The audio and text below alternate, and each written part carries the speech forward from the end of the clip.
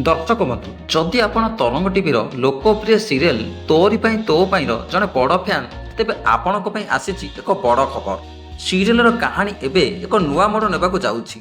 कौन से परिवर्तन एवं आपण प्रिय कलाकार सीरियल रहिबे कि नहीं से सब विषय आज आम ये भिडियो रे आलोचना करबा। ता पूर्व दर्शक बंधु जदि आपण माने हम चैनल नुआ ताले चैनल को आज सब्सक्राइब करनियंतु एमिति नुआ नुआ भिडियो पाइबा।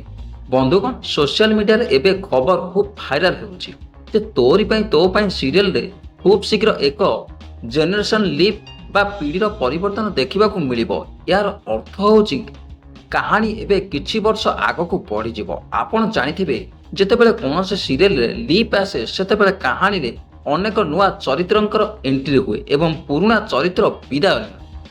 किंतु सबुठु बड़ प्रश्न थिला जे आम समस्तंकर प्रिय अभिनेत्री नेहा नागेश्वरी को एही लीप रे देखा मिलिबो कि नहीं। तेबे फैंस मानक पई एक खुशी खबर जे जेनेरेशन लीप रे मध्य नेहा नागेश्वरी को एही शो रे देखा मिलिबो। तांको चरित्र को सीरियल रे बजाय रखा जायछि जहा दर्शक मनरे उत्साह भरी देछि।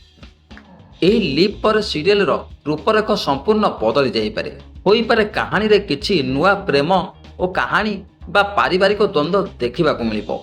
तरंग टीवी सबुबेले निज दर्शकों किछि नुआ देबाकू चेष्टा करे, तेणु एही सीरियल टीआरपी बढ़ाइबार सहायता करिबो बोली आशा करूछि।